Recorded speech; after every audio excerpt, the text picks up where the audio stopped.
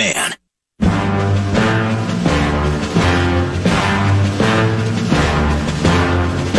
Good morning. Welcome back to 9 to noon. It is time for Vikes Bites. Vikes Bites. Vikes Bites. Brought to you by Thousand Hills Lifetime Grazed Grass-Fed Beef. You can shop online. Box of Meat shows up at your doorstep. You can go to your local Coburn's and Kowalski's locations. Proud sponsors, Gophers Athletics.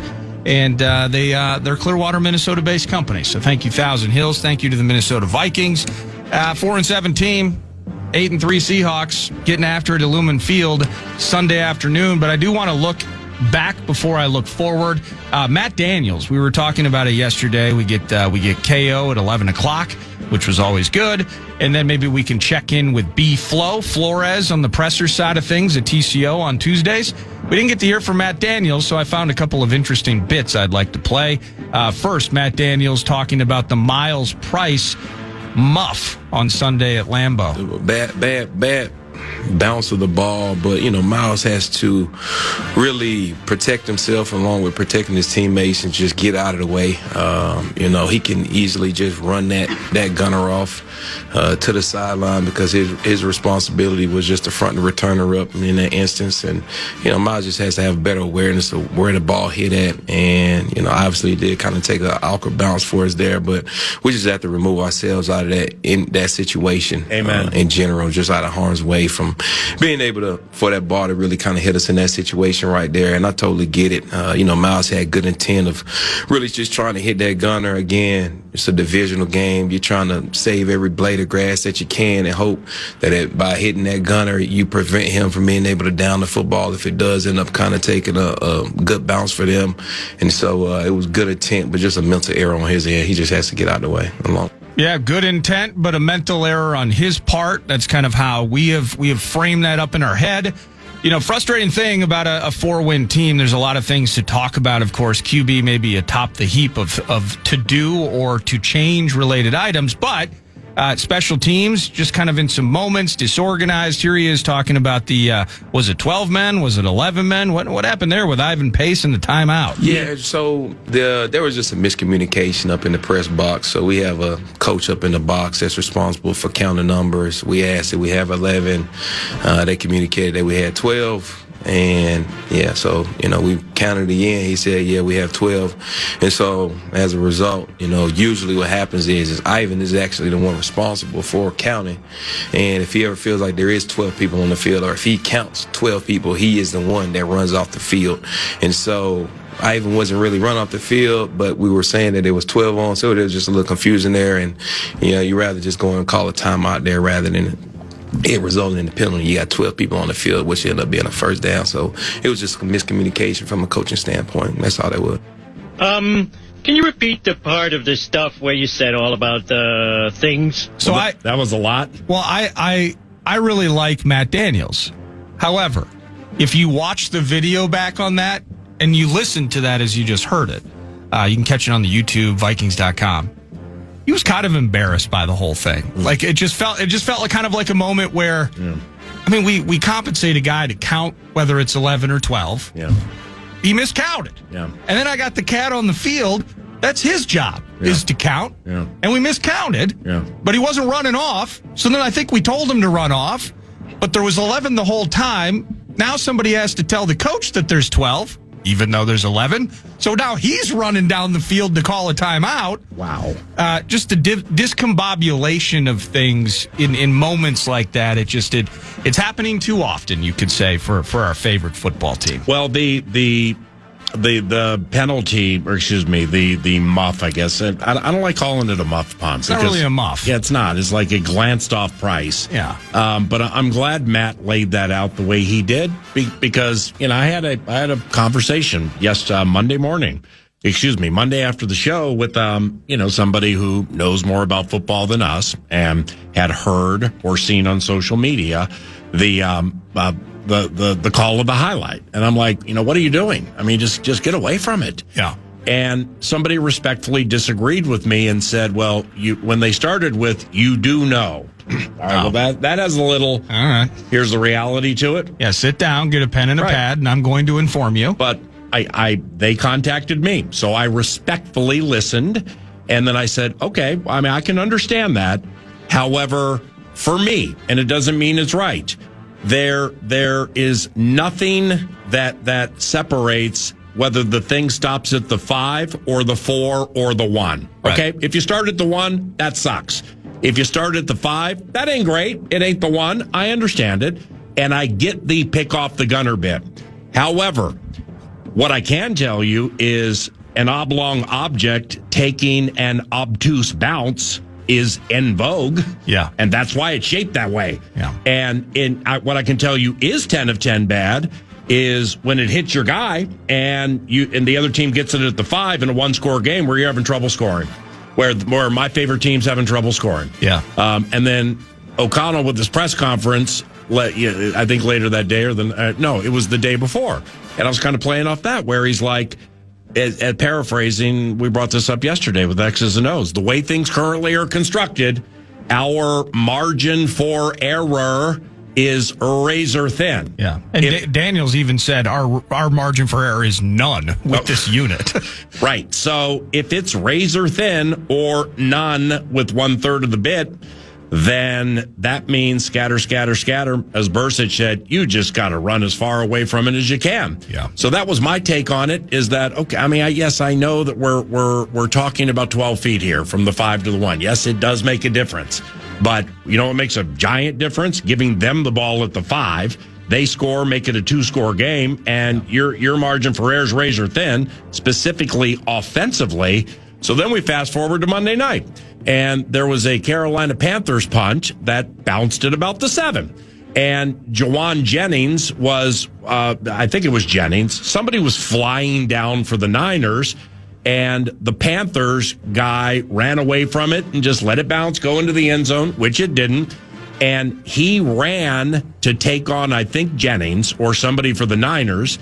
And as the player angled in toward the ball, the Panther took off the other way and just ran straight up the field because he didn't want to be blocked into the ball. He didn't want to be that guy. Because the ball takes bad bounces, man. Yeah. And just because John Harbaugh, one of the great special teams coaches in the history of the NFL, John Harbaugh et al. Have established over the years, you got to pick off the gunner in all circumstances. It doesn't mean it's not amendable in certain circumstances with certain players. Are they new? Are they undrafted? Have they done it in practice before? What's the context here? I need some context with the individual, the situations, how it's taught and everything. And I have a right to disagree. And I disagreed. And Matt Daniels kind of agreed with what I was saying. Yeah, it was the first phone call we took during Fan Line too. And we were getting a ton of pushback on it. And Ron, player was doing the right thing. I disagree with him a little bit, but it ended up being a 3-4 minute chat. Yeah. And I'm getting text messages, stop blaming the game on Miles Price. It's not, which I wasn't doing. I know, I heard it, you weren't. But it was, so I started getting that, and I know people have their preferred topics, and QB was the preferred topic by most. Yeah. But you know how catastrophic that is? It was the game. To use the coach's words, you are at 10-6, and everything is tenuous with this team. You get off the field. It was like a 5-6 play drive by the Pack. Yeah. You get off the field in a 10-6 game, early third quarter, and your offense is going to get back on the field, and that happens? Yeah. That is brutal. You laid out something. It was sad, but it's accurate about, like I said, the Vikings haven't had an interception in more than a month now. They have 3. Oh, it's 2 takeaways on the defense in the last 8 games. Okay. Is it 2 takeaways, period? Yes. Okay.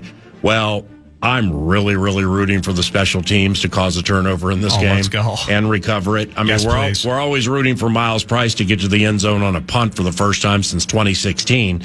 Main man Marcus against Houston at U.S. Bank Stadium. I want to see a punch out, man. I want to see something. Just the special teams needs to splash this game. Please. Like we need to breathe. So we're going to give thanks to the Minnesota Vikings special teams. Yeah. They're going to catch a stray of kindness here, with the recognition being Will Reichert is one of 3 kickers in the NFL to make all of his extra points and only miss 1 or 2 field goals. And I think he's 8 of 10 from 50 plus, and that's all he's missed or something. There we go. With Dicker, the kicker, and some other guy. So therefore, that's been fantastic. Hey, plus size Ryan Wright had a touchback a couple of games ago. Is only this season. But when your margin for error is razor thin and everybody's saying it, how badly do you need 17 to kick the oblong object out of bounds inside the 10, which he did twice last game? So, and Ty Felton and Tavier Thomas's work as gunners has been really, really good. The punt coverage has been really, really good. But it's all going to be left in the wake of a keen turn of verbal speed when you run into a ball at the 5 and the team people want to beat the most opens up a 2-score lead. Now everybody knows you can't win, and that's going to be magnified, and I understand it. But the stray of kindness goes towards the Minnesota Vikings special teams into this Super Chickens game. Let's make something happen. It doesn't have to be a touchdown. Be nice if it was a touchdown. Let's punch the ball away. Let's the peanut punch out. The peanut punch. Yes, please. The peanut punch in honor of Peanut Tillman this weekend on the Fan. Vikes Bites. Vikes Bites. It's basically being universally reported at this point. It's very unlikely now. Not just that J.J. McCarthy's in the concussion protocol. The vibe is it's very unlikely that McCarthy will play. So it'll be Max Brosmer. Yeah, I got 12 on the game calling depth chart. And I felt I listened to Wes Phillips yesterday, and he's got 2 audio clips here, one on J.J., one on Sam Darnold that I think are very interesting. First, Sam Darnold, and just what he was like here and now what he's doing with Seattle. Sam, I think you kind of remember from the start, we kind of were out there and some of the comments that we were all saying is that this guy is really a high-level thrower of the football. He's a really talented passer, and then there was an athletic ability that he had shown over the years. He's strong.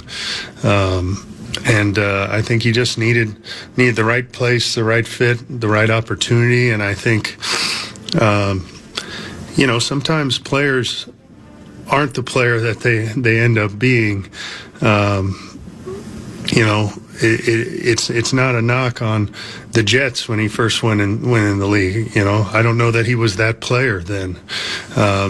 Players learn lessons in this league. They grow, they mature if given an opportunity to stick around, and some of them just need a little bit more time.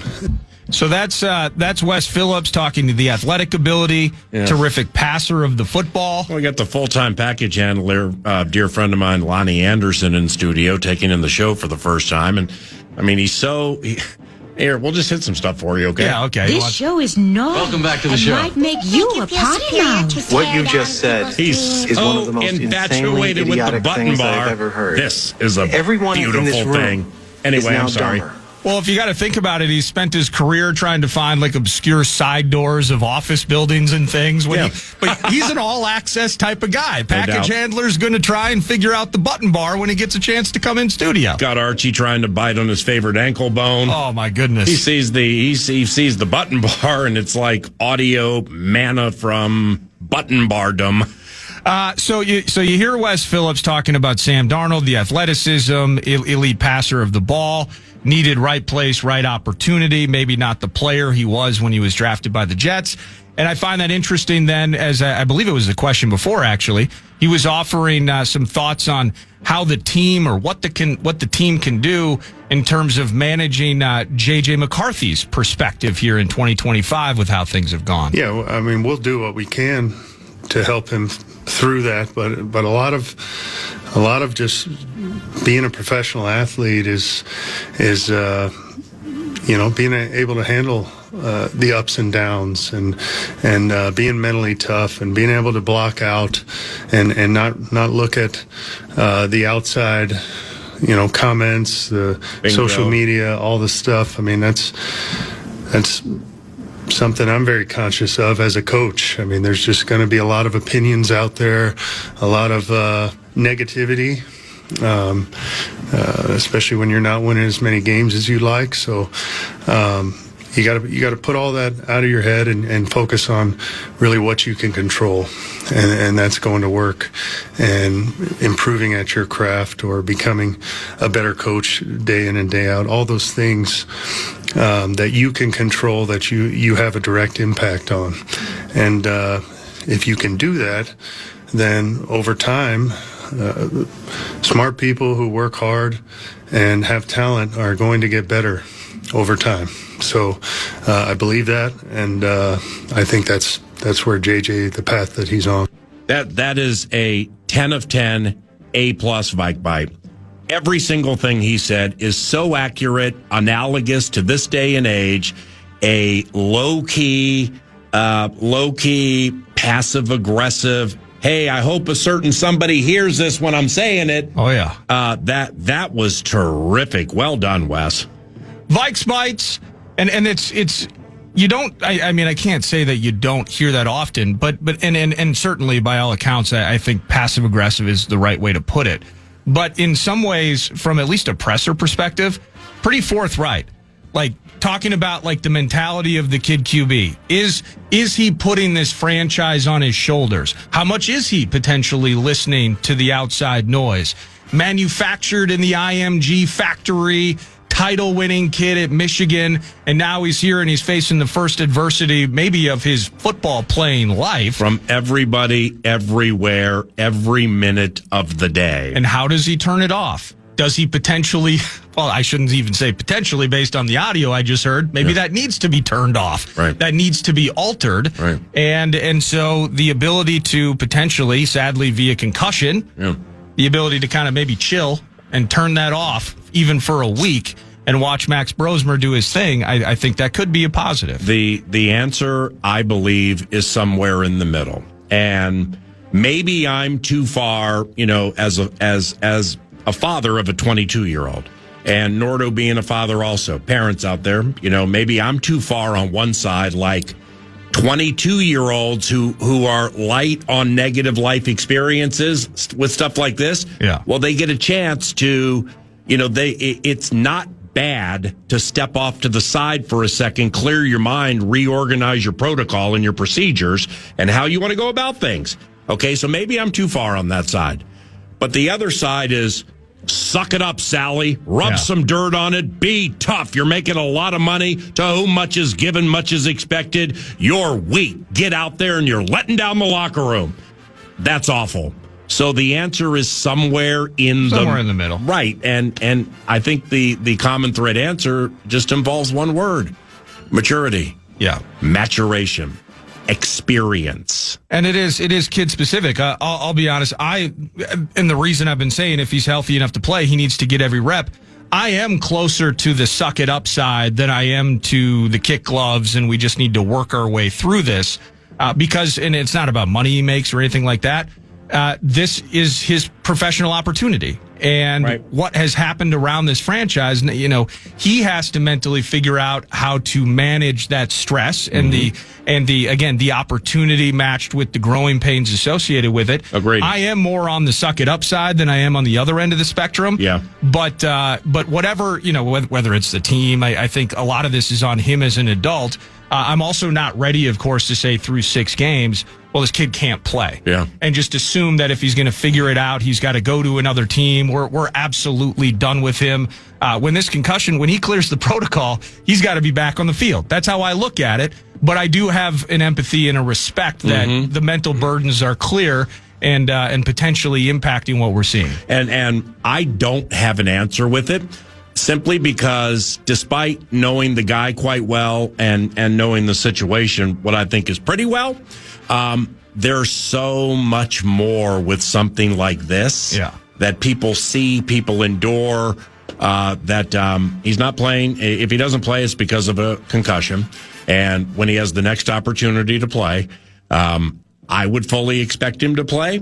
So I guess I'm in lockstep if I have to be in lockstep with an opinion on this thing. But if he doesn't, and I find out because he just needs a mental break for a second, maybe another game. Yeah. Really? Like I'm going to get mad at that? You got to be kidding me. No chance I get mad at that with things I've seen in my life, with me and with my kids. And we're also talking potentially 1 week. Now, if it's longer, that's a completely different story. It is a different conversation. And bottom line, tear it up this weekend, Max Brosmer. Make the conversation next week difficult for everybody involved. Yeah, and that's the thing is the focus has been so heavily placed on McCarthy, and yes, I want that kid to play. However, what an awesome opportunity for Max Brosmer. Now, I was texting with somebody last night. Yeah. What What if Jefferson goes 175-2? Oh my goodness! What win or lose?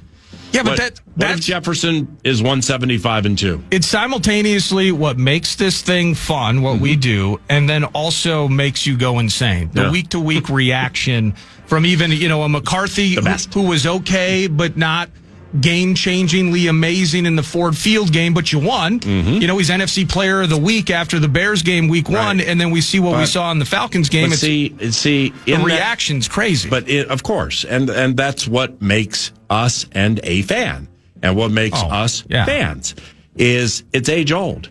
But you know what J.J. McCarthy did in the victory at Ford Field? The exact same thing we just watched Jordan Love do at Lambeau Field. Yeah. He managed the game and followed the plan and left with the money. Yes. Great. Packer fans got all wound up within the last 2 years when I'm like, Jordan Love's a game manager. And in that Niners playoff game, when he decided to stop managing the game and go with the Jordan Love will, he threw it right to Dre Greenlaw and the season was over. So it's there's nothing wrong with being that player or person. Nothing wrong with it. You can win a ton of games. Yeah, so I understand what you're saying about the Lions victory, but if that's who the quarterback is, complemented by a running game that has some oomph and some receivers who can do some things after catch and get deep on you occasionally, and get into attack mode, like O'Connell's been talking about lately, well, that's the lot in life as of right now. But it doesn't mean in a month it's going to be the lot in life because somebody's so young and inexperienced, maybe they exponentially improve or they regress. Or Max Brosmer goes for 275, 3-0. Play action has merit. Jefferson 175-2. How about this? And I'm going to bring this up with Softy in a half hour. Softy from Seattle, KJR, really good on the radio. He joins at 11. The coach for the Seattle Seahawks. You don't know him, but he's your brother. Mike McDonald? Yeah. 12-2 on the road, 6-8 at home. Yeah. I mean, what goes into that? Just a weird split. 6-8 at home. 6 wins, 8 losses at home. 1 to the Minnesota Vikings last year. He's Jefferson. He's about to be 6-9. 170. Brosmer goes in. Ty Felton punches it loose. Oh, it's picked up by Tyler Batty, and there he goes. Tyler Batty's loose. Oh my goodness! Inside the 2010 touchdown, and the Minnesota Vikings as 10.5-point underdogs. Astoundingly, have taken a 17-point lead. Let's go. All right, let's pause. Oh, Vikes Bites, Thousand Hills. How's the talkback machine? Did the gizzard or give thanks bit? Yeah. Did it click at all? Oh, I got plenty. Yeah. Oh, good. We're going to run a lot of those back around the corner. You're listening to 9 to Noon on KFAN.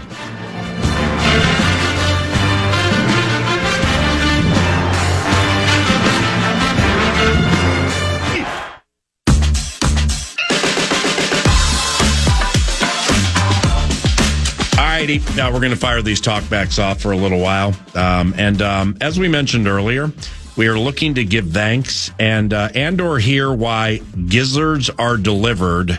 A question first. Ooh. Maybe we'll pay it off later. Is the gross gizzard a misunderstood facet of the turkey? That slimy, rubbery giblet some pretend they enjoy to fly in the face of the crowd? Just ponder that. Is the gizzard. I've eaten the gizzard before. I don't like it. Here's the breakdown, just quickly. The gizzard is an organ found in the digestive tract of turkeys, chickens, and other birds. Shaped like a small sack. It acts as a grinding mill to break down food since birds don't have teeth. The gizzard contains strong muscles that contract to pulverize food, along with small stones and grit that birds swallow. This mechanical digestion turns whole grains, seeds, insects, and other prey into smaller particles the bird can fully digest. Okay. Yeah, I don't want to eat the sack. Yeah. I don't want to eat... Hold on, can you repeat that again if I pull the audio out? I don't want to eat the small sack that is the gizzard shape. I don't want to eat other prey that has been broken down and subsequently is digested into something called the gizzard. Yeah.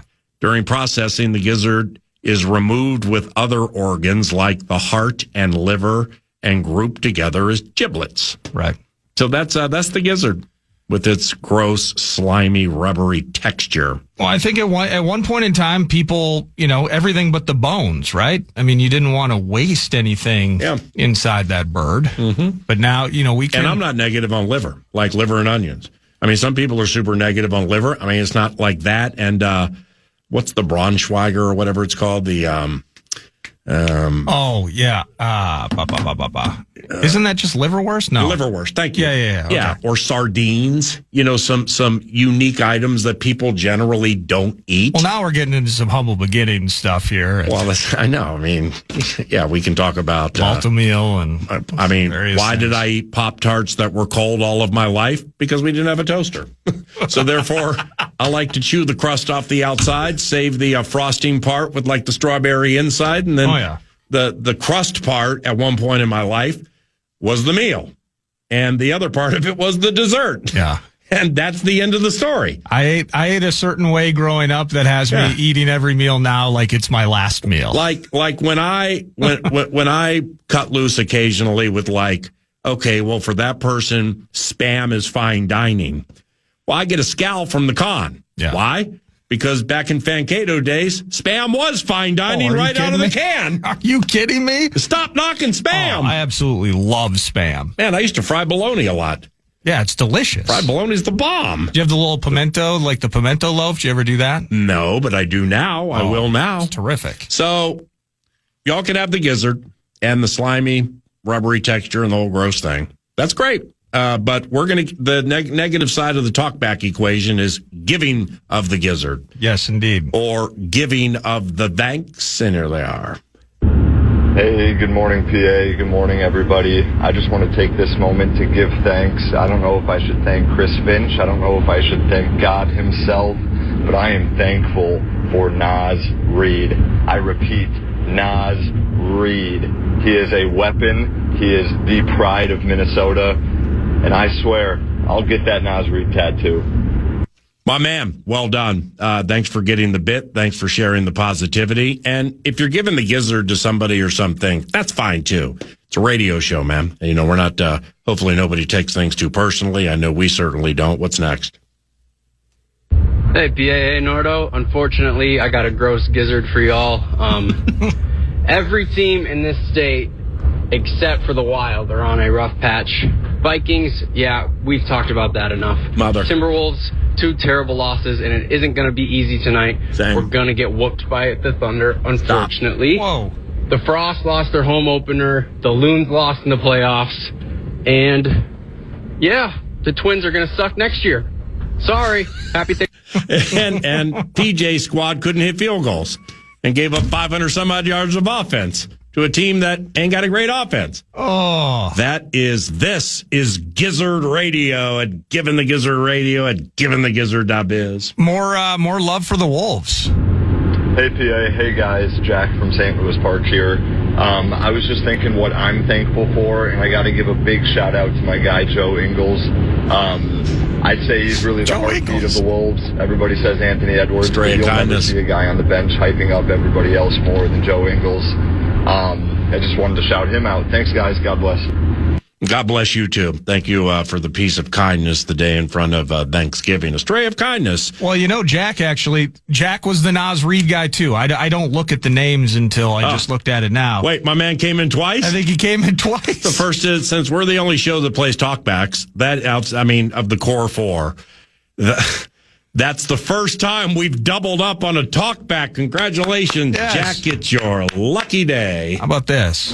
Hey, PA and Nordo, the best 2-1 KFAN. This is Richard from Burnsville. I bleed purple. I'm never going to quit, never going to surrender.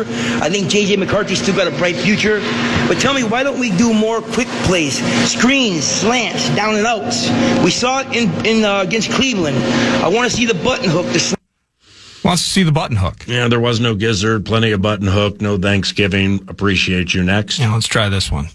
Hey, good morning, guys. Mitch here from South St. Paul. So when it comes to being thankful for Minnesota sports, we may not have the best teams out there in the country or anything like that, but it definitely seems like our teams are more like families, and they get along and they have a great time and just a great community with our teams. We're not the best, but we have a great community, and I'm super thankful for that. And I'm thankful for all you guys on the station, playing our talkbacks and doing what we got to do. So happy Thanksgiving and Skull Vikes this weekend. Well, that's standing O covenant claps worthy with the stray of kindness there. And when he started, I'm like, go ahead, I see what you're doing.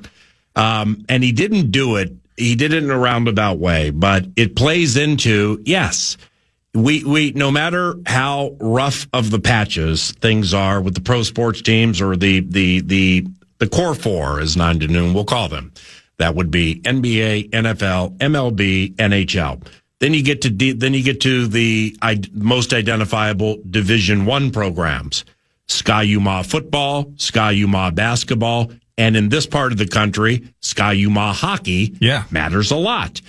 Well, I give thanks, and 9 to noon offers up a stray of thankfulness to have all of those teams in this market. Yeah, it's awesome. I mean, win or lose, there's plenty about which to talk. This is a habit state. Minnesota is a habit state. So, therefore, you're going to get a lot of, I'm pulling my tickets. Sure. But they rarely pull their tickets. No, they don't. They still show up. Generally come back and watch, come back and listen to whomever's audio network, and they always care. And that is analogous to the talkback we just heard. Is, I mean, just honestly, and Omaha's about ready to catch a stray here. Just imagine doing this radio show in Omaha. Okay? Well, actually, it wouldn't be that bad because we know Fred Hoiberg. We have him on weekly. Probably do Vox in the Box from courtside next to a Nebraska Cornhuskers basketball game. Yeah, you may have picked among the most loyal, heavily traveled fan base in the country. We'd get to know Matt Rule. Yes, so we'd probably have Pat McAfee on weekly because Rule's on with McAfee. Actually, it wouldn't be that bad. No, that would be okay. Got Council Bluffs over the bridge. Go up there and spot up on some craps or some blackjack and stick them. Damn, Omaha sounds good right now. Get some Omaha Mutual, get some insurance cash for a sponsorship in the studio. Yeah. I mean, that sounds okay. Friday football feast, Buffalo Wild Wings, Lincoln. Jeremiah Searles is the new Alec Lewis. Me and the con. Joining us now would be what's the name of the running back that I know from Richfield? Emmett Johnson? Emmett. Is it Emmett? Yeah, it's Emmett. I think it's Emmett Johnson. Yeah. Emmett be a weekly guest for it's NIL. We can get him $10,000 in Omaha Steaks. So that sounds pretty good. Yeah, no, that's actually not bad. I can call races at Fauner Park. About an hour and change to I called races at Fauner Park in Grand Island, Nebraska. We could do that. You could be the KG in the paddock if they even have a paddock. I love how your first inclination, you're trying to, how could I create 3-job terrorism for myself in Omaha, Nebraska? I know, with the supplemental income being in Council Bluffs. Well, it's a bad economy with a smoking ban. I think that's been said. Talkbacks. What up, PA Nordo? Happy Thanksgiving to you guys, to your family. It's Aaron from Little Canada. Mm-hmm. I just wanted to give a shout out just to KFAN. Dominating in that 64 bracket that Power Trip and Common Man have been talking about. Crazy. How about PA slaying the Giants? How about that? Dan Patrick, down. Colin Cowherd, out. I don't get it. Hope you guys win the next round. And let's see who wins, Common Man or Power Trip. Oh, boy. Oh, goody. Nordo and I never talk about it or think about it. And that's not by design. I don't even know what it is. Like Corey Cove showed it to me when I walked in for the Monday 9 to noon. Showed me the brackets and everything. Something conspicuous was part of the brackets, and subsequently noon to 3 just had the best time in the world with the conspicuous omission. Oh, wow. So 3 of the core 4 are in it. Bro, I don't even know how the voting works. I don't want to fix the race, so I'm not even going to tell people where to go find it because I haven't looked at it since Corey showed it to me Monday. But there's some bracket bit where 9 to noon has defeated Colin Cowherd. Yes. The Dan Patrick Show. That's correct. And next is Rich Eisen. Right. And so that's cool, man. That's for whomever voted for it. Love all of you. And we give thanks for you. Yeah, we potentially roll into the Elite Eight. Right, but you know how that works. But it's Power Trip v. Common. Yeah. So one has to go. Right, but until this whatever 64 is included in the every other week paycheck. If you win the 64, you get a $5,000 bonus. You hear about it 6 segments a day. Yeah, what is it? Correct. What is it? The heavy 100 or 6 segments a day. Yes, you will. Go here. At PA on the mic, PA on the mic, PA on the mic, PA on the mic, PA. Matt Producer 1, Matt Producer 1, Matt Producer 1. But it's somebody's gimmick. They're having a good time with it. We happen to be catching strays of kindness. There was a conspicuous omission for whatever the reason. And the other 3 of the core 4 roll on valiantly, giving thanks to each other. Let me see. I can find one more talk back here. Yeah, we ain't in a hurry. We got Softy at 11:03. Oh, yeah, we do. Good morning. Vinny from Mounds View. And good this morning. This might sound a little brown nosy, but I'd like to give thanks to KFAN, all of the talk shows that give us delivery drivers some form of entertainment while we're out here losing our minds out on the icy roads and winter conditions. So thank you so much. You all have a happy Thanksgiving. Happy Thanksgiving. I think he was the coach talkback yesterday, too. Oh, Vinny, with the blinker in the background. Wow, that's right. With the turn signal. Is it okay if I say for whom you work? So one of my best friends, church friend, Lon Anderson, in studio, works with UPS. Yeah. Full-time package handler, has the day off. The story my man just told about the crazy roads, and from now, probably a little before, through Christmas, treat these package handlers with respect. Yeah. Because I've seen the back of these trucks before. It ain't no joke loading it. Yeah. It ain't no joke driving on the road, specifically when they're slippery. And it ain't no joke dropping off the packages. So thank you for that talk back. Thank you, Mr. Lon Anderson, for coming in studio today. And most importantly, thank all of you for listening to KFAN when you do. A truncated News du Nord is done.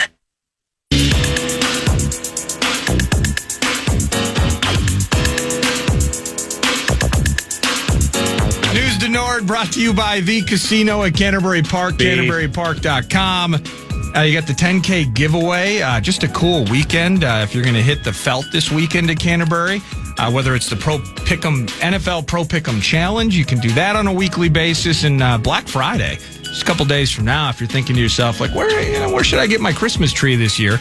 They're going to have trees starting at 9 a.m. Black Friday in the lot there at Canterbury. So you truly get it all from some of the nicest people in the metro. And they're down in Shakopee. That's CanterburyPark.com. Podcastable very shortly. You're going to hear from the head coach, Chris Finch. First hour, you also heard from the Box, Alan Horton. I told Softy 0506 he's good. Okay, sweet. And that's part of a double feature tonight, PA. It's 6:30 p.m. Via the iHeartRadio app. You can hear Alan Horton on the call. You can also watch it on ESPN. Wolves, who have, in some ways, just kind of literally dropped the ball. In 2 straight at Phoenix and Sacramento. Now their toughest of the road trip is upon them. The 1-loss OKC Thunder this evening. You mentioned it, Shai Gilgeous-Alexander's questionable with an illness, but he makes almost all the dances. So let's just assume SGA is going to play our best versus their best. Let's see what happens. Looking forward to that. But then the Minnesota Wild, winners of 5. Oh, yay. By the way, early in the Finchy conversation, and the reason I bring it up is because it caught fire a little bit on social media. And it plays into, I don't even want to get into what it plays into about who's at road games and who's not. Yeah. I started to play Covenant catch up on that for a second, and then my head almost exploded. And it sounds like it's a lot of teams throughout the league have a similar process. Okay, well, I guess our chat with Chris Finch, well, let's just put it this way. Listen back to it. And early in the equation, when I asked him about, what happened at Phoenix and Sacramento in the late game losses, he opened a vein, and that's why we give thanks for Chris Finch. He's so honest and upfront with everybody, but especially 9 to noon. He was talking about game management. Yeah. And kind of just to paraphrase, he kind of was like, hey, I blew it. I mean, he didn't give examples, but he's like, I blew it. And then we moved on with the conversation. So then that caught fire in the social media machine a little bit. People going back and forth about Finchy. So anyway, just listen closely for that early in the conversation because people seem to have enjoyed that part of the mix. And if you did miss it in the open, as a matter of fact, you'll hear PA and Finch a little replay love during the 11 a.m. hour. So 6:30 p.m. tip, Wolves and Thunder, 7:30 p.m. puck drop. The Wild are at the Chicago Blackhawks this evening. Cool chat with Russo during the first hour as well. The opportunity for the Wild to win their 6th in a row. And, of course, it's kind of like, however you do it, I'm going to do it better. You watch in our division as the Wild have been climbing those charts over the last couple of weeks. Well, why wouldn't the Avs be winners of 9 in a row? Oh, and man, the Blackhawks almost beat them the other night, too. And why wouldn't the Avs, who have won 9 in a row, be at Grand Casino Arena for a Friday afternoon matinee? So don't look past Chicago here tonight. Let's get 2 points at United Center and have a fun one on Black Friday afternoon.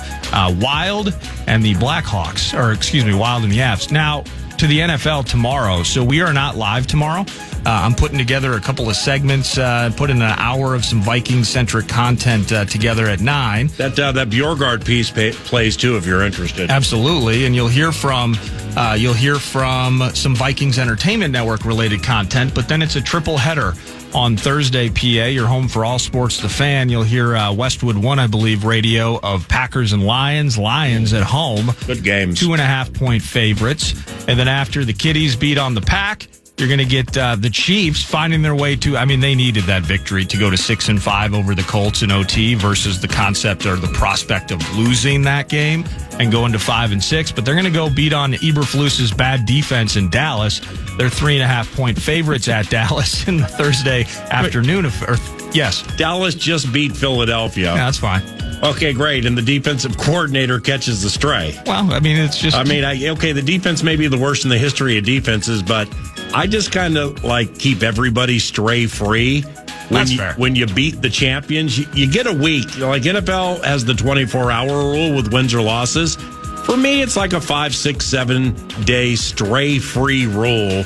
When you beat the champions and you find a way to do it and your defense had something to do with it. Let me do it this way then. A stray of kindness to Matt Eberflus and the Cowboys defense for being as awful as they have been. There you go. They're down 21-0, and they held the Eagles in check enough for Dak in the offense, infinitely lopsided as the two units are, to come back and find the victory. Well, then let me take it a step farther and get X's and O's sports talk radio on it. Ooh. Why are we going to do that? Because all we do is slay Colin Cowherd and Dan Patrick. That's all we do. That's why we're moving forward in the bracket. Rich Eisen, you're next in whatever this thing is. Do you think it's easy to hold Jalen Hurts, Saquon Barkley, A.J. Brown, Devontae Smith, and Dallas Goedert to no points as long as they did? That's the X's and O's portion of the equation on the WIP Eagles Audio Network. By the way, stray of kindness, how loyal are our listeners, by the way, with the big national in this bracket bit? They're the best of any listening audience in the country, and that is not hyperbole. No, it is not. That is not hyperbolic. Everybody in the analytics and metrics world, we never talk about it, at least 9 to noon doesn't, but I'm saying it's for top 16 markets. Yeah. And a lot goes into that when it comes to the listening audience, men and women 18 up to 54.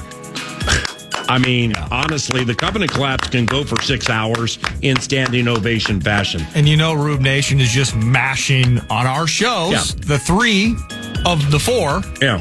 And helping support us. Why they got to leave tackle Terry Tuma out? I don't know. It was egregious. But that is serious and not hyperbole and not hyperbolic, from the heart. And it's been for a long time. There's the narrow casting world where we're glad some people win and some people have a good time at it. But then there's the broadcasting world and all that goes into that. And sometimes the loads are heavy. But one thing that is consistent is the FM 100.3 KFAN audience, KFAN.com, iHeart Audio app, talkbacks, fan line, the whole thing. They're the best of the best, ever the best in all top 16 markets, and that is fact. Y'all don't know football. Bengals at the Ravens. What was that? Remember that? Just a little talkback. Y'all don't know football. Y'all don't know football. Y'all don't know football. Yeah, that's right. Ravens by a touchdown favored on Thursday night against the Bengals. Be careful of Joey Burrow. I might have stabbed him a week early, even though he didn't play last week. Yeah, I'm trying to. Jamar Chase is available in the Guillotine League. Yeah. Oh, I like him a lot tomorrow night. I know. A lot tomorrow night. Eagles by 6.5 over the Bears at Lincoln Financial for a Black Friday afternoon game. Yeah, I like the Bears in that game plus the points. That's News du Nord. Softy from Seattle, KJR in Seattle. It's a juggernaut. And Softy from Seattle to chat about dim chickens next.